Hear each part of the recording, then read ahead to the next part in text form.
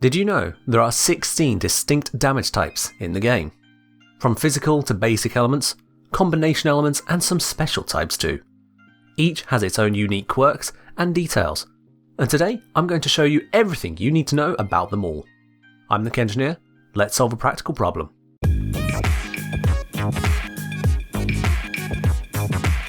We're going to start with the physical damage types, Impact, Puncture and Slash.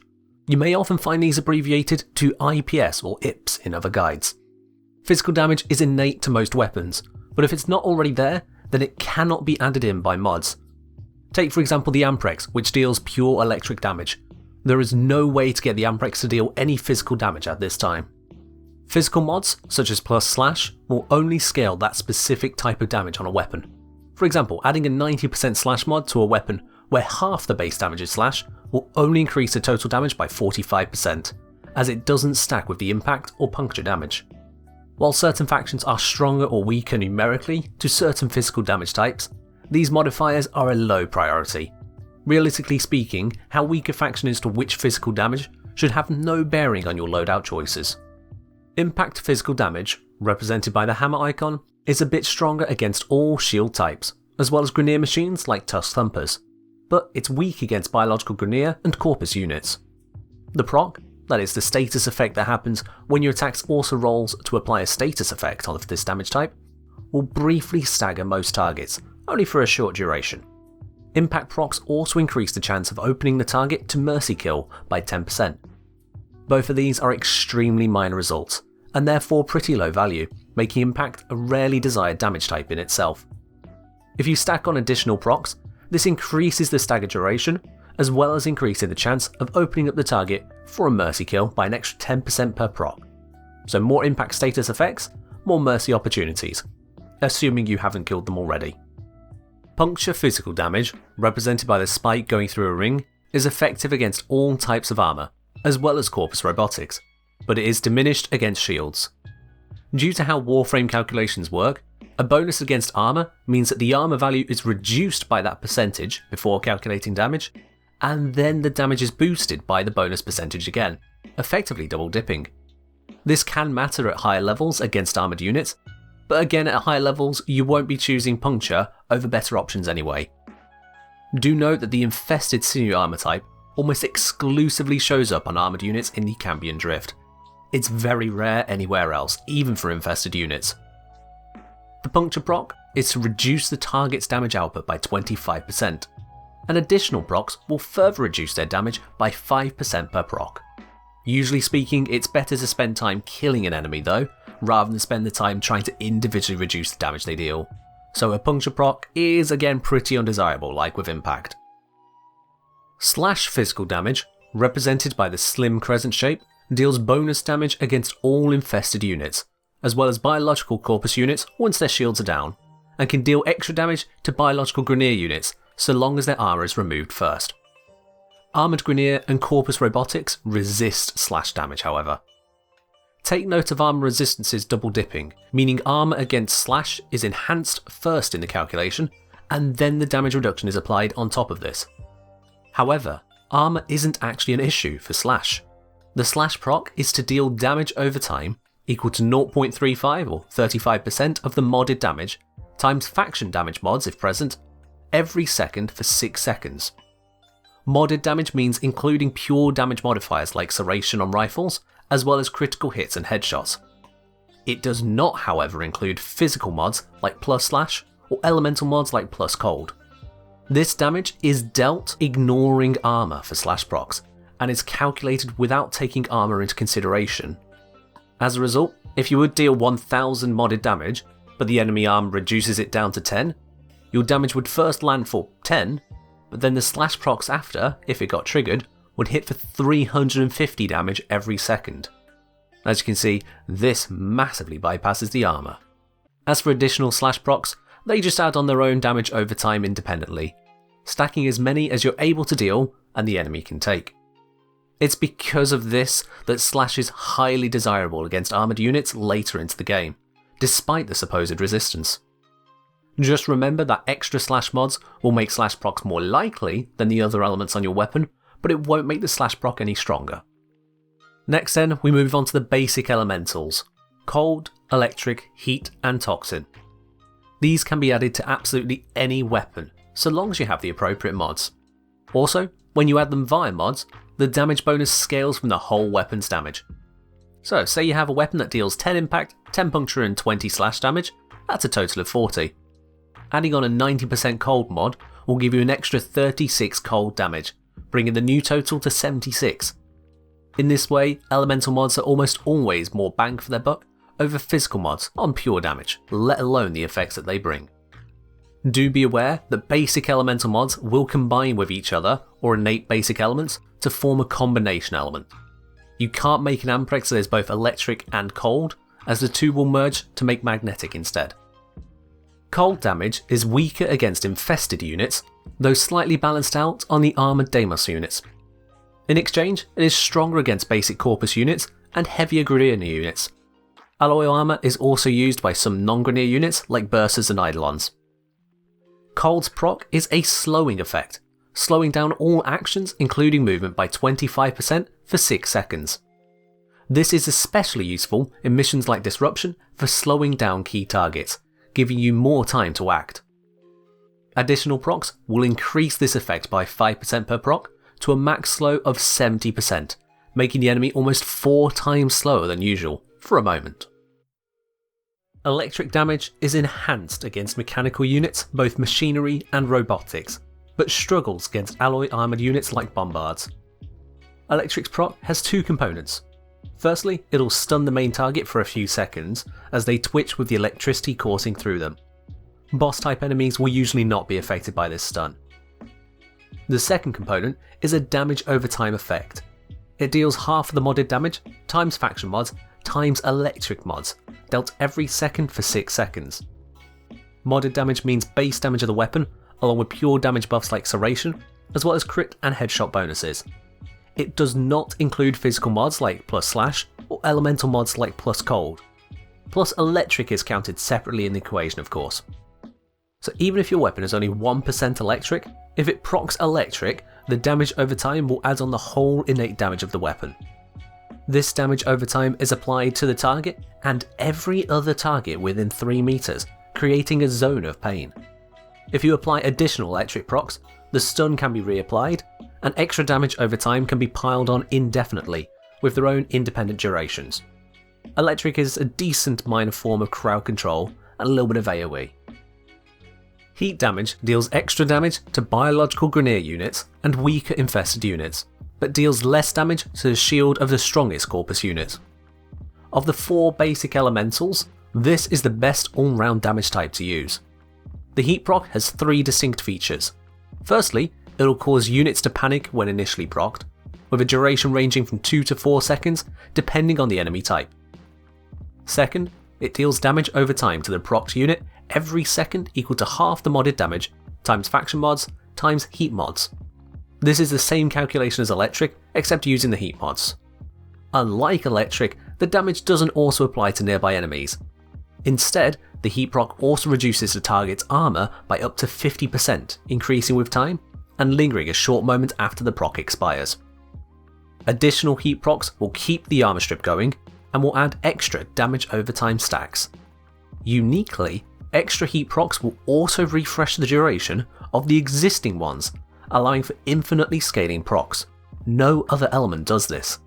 Altogether, this is why heat is the best single element in general. Toxin deals reduced damage to mechanical units and is very poor against the hardier infested units like Ancients. However, Toxin deals enhanced damage to biological Corpus units. Not only that, but Toxin bypasses all shields entirely. This can help to overcome some of the hardier Corpus units, doubly so with a shield enhanced sortie mission. The Toxin proc deals damage over time to the target, every second hitting it for half modded damage, times faction mods, times Toxin mods, just like the calculation for fire damage. Toxin procs also bypass shields, but they do not bypass armour. Unlike heat procs, additional Toxin procs only add new damage ticks without refreshing the old ones, preventing infinite stacking. Toxin is a good basic element to add against the Corpus, but is lacking overall. With the basic elements down, next are the combination elements, magnetic, blast, viral, radiation, corrosive and gas. These, like the basic elements, can be added to any weapon with the right mods. Once again, the combination elements scale on the whole weapon's base damage, allowing you to make a weapon deal considerably more combination element damage than the original base damage of the weapon. However, innate combination types do not merge with elemental mods added to a weapon. If you have an innate radiation weapon, adding an electric mod will cause the weapon to deal radiation plus electric.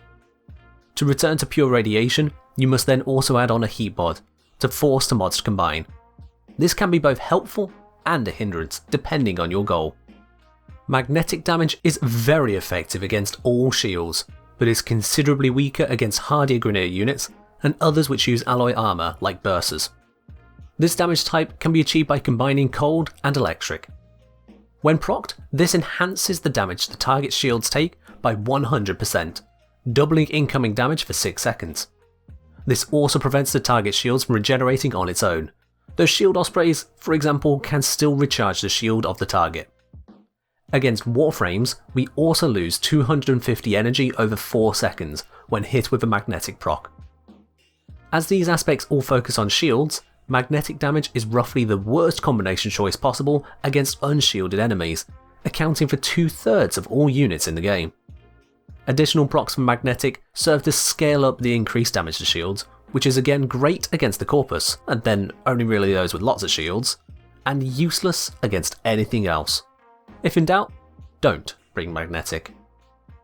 Blast is a combination of heat and cold damage types, and acts nothing like either of them. It deals enhanced damage to Grineer mechanical units and hardier infested units, in exchange for dealing less damage to basic Grineer units and armoured Deimos infesteds. In terms of damage profile, Blast is a bit naff. Blast proc will reduce enemy accuracy by 30%, effectively making this a defensive proc, and additional procs will increase this debuff by 5% per proc to a max of 75% reduction. This is a more universal proc than magnetic, but underwhelming in the majority of circumstances. As a result, Blast is mostly undesirable. Viral, made from Toxin and cold mods, is particularly strong against Corpus and Grineer biological units, with reduced effectiveness against Grineer mechanical units and a tiny handful of the weakest infested. From a damage profile perspective alone, this makes Viral a very good damage type. The proc then ascends Viral to top tier status, as it enhances all non-shielded damage received by the target by 100%, doubling the damage taken. With additional procs, this is enhanced by 25% per proc to a max of 325% bonus, meaning you're dealing just over 4 times normal damage to a max Viral proc target. Viral doesn't bypass shields like Toxin, so you will need to get through those first to really make use of Viral, but otherwise it shreds. Viral also buffs the damage from other procs on health, such as Slash, so long as the Viral is there when the damaging proc starts. This means that Slash, which can be easily put alongside Viral, can do staggering amounts of damage. Do note that Deimos tagged units on the Cambion Drift are immune to Viral status procs.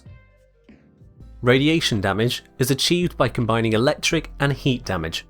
Radiation is effective against hardy Grineer and other strongly armoured units, in addition to the health portion of Corpus mechanical units. However, radiation is a bit weaker against most shielded enemies, and considerably weaker against the bulk of the threats in an infested army. While radiation can deal extra damage to sinew armoured targets, all of them are fossilised health type, undoing all of the good work of targeting the armour in the first place. As a result, radiation is best kept away from infested from a damage perspective. Proc-wise, radiation turns on friendly fire and immediately ramps up the damage that the target receives from allies. With the exception of boss type units, rad proc units will forget who their allies are and turn on them, with their allies returning the attack. In the midst of this loss of unity, buffs between allies are lost, while one or both of them are rad procced, such as stopping Warframes from being revived. Extra procs don't make a huge difference, but do make the target receive yet more friendly fire damage. This works as a moderate form of soft crowd control, reducing incoming attacks and enemy efforts as they fight each other instead. Back when self-damage was a thing, radiation was the only proc you could not inflict on yourself, as attempting to do so would instead cause an electric proc. Corrosive can be made from electric and toxin, and it's a pretty good all-round damage type, similar to viral. It has enhanced damage against the hardier infested and the weaker Grineer, bypassing most of the armour of the weaker Grineer units in the process. The trade-off from a pure damage perspective is that the strongest shielded units take a lot less damage from Corrosive, but that will only be for a portion of their overall hit points. Corrosive procs will reduce the target's armour instantly for 8 seconds. Naturally, this is only effective against armoured units, but those exist throughout the Grineer, and some Corpus units like Bursars, and the Deimos specific units using sinew armour. Additional procs will increase this damage reduction to a max of 80%. Stacked with fire damage, this is an incredible armour reduction to a max of 90%, as the two types multiply their effect, which makes dealing damage to the strongest units a lot easier, without losing the damage type bonuses to their armour. Such a combination would struggle against the top Corpus units, but not to an intolerable level. So if you don't know what damage type you want in a mission, pick either Corrosive Heat or Corrosive Cold. Last of the combination elements is Gas, made from heat and toxin. Gas deals enhanced damage against the weaker half of the infested, in exchange for dealing reduced damage to biological Grineer and Corpus units. In itself, this would make Gas a poor damage type, one to avoid if you lack status chance. The Gas proc creates a cloud of damage around the target, damaging it and enemies in the cloud for half modded damage times faction mods every second. This is unlike both heat and toxin, as it does not scale with any elemental mods, wounding its potential. At base then, this works similarly to, but weaker than electric procs. With additional procs of gas, the damage stacks up and the cloud's range increases to a max of 6 meters, improving the range over an electric proc, but still short on the damage front. Gas clouds linger even if the target dies, giving more of a chance to deal the damage to surrounding enemies.